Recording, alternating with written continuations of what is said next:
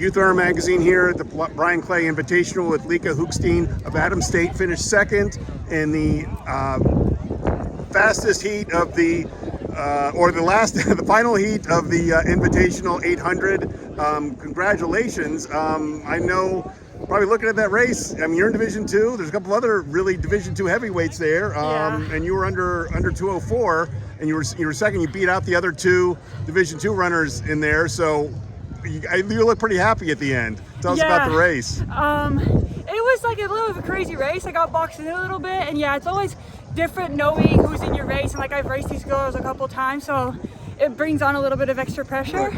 Like my main goal for this race was to run the Euros under 23 standard for the Netherlands, and I did that. So that was. What is the standard? The standard is 205.1. Okay, so it was under there quite a bit. Yeah.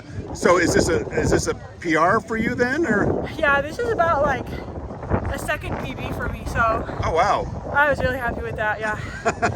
So what was the game plan out there in the race, and how did it kind of play out for you? Well, the race plan was to kind of sit in second, and that went out the window in the first like 100 of the race. So that was a bit tough, but I know my coach was like, you have a great kick, like just stay relaxed and stay kind of in the bunch and stay in the race. And I just knew with the 100 meters to go, like I need to like try and get some of these girls, and then to get second, almost first, is just not what I was expecting with the last 100 meters, but I'm glad it worked out that way. So beating the other two Division II runners in the race, and of course, I don't know would you only see them next time in at NCAAs, or could you see them before then? Yeah, one girl's from the RMAC, which is our conference. So I'll see her there probably. CSU Pueblo. Okay, I wasn't sure those.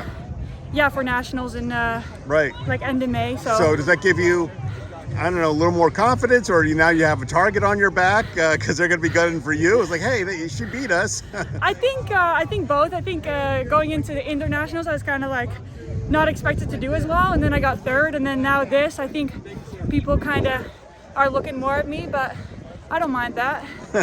How far are you into your outdoor season? Have you had quite a few outdoor meets, or? This is my third. I ran an 800 and then I ran a 1500. So I think I'm like right on pace, like running a good couple races. Are you ahead of where you thought you might be at this point in the year?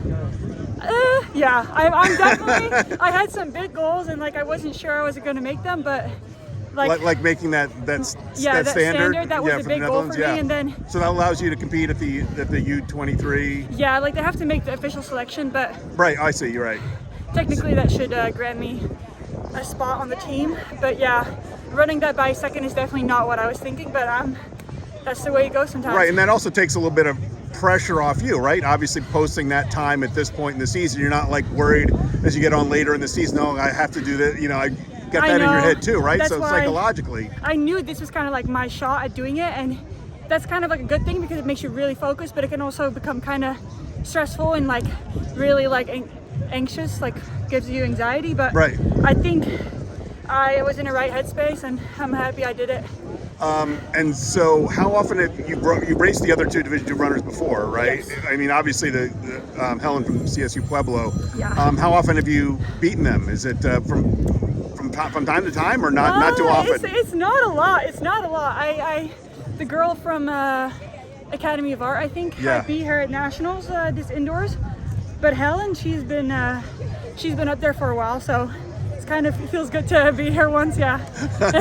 So, but you'll face her definitely at the conference, like the conference championships. So, yeah, right, and then potentially again later on in NCAAs, right? Yeah. Okay, thank you very much. Congratulations, Lieke. Thank you.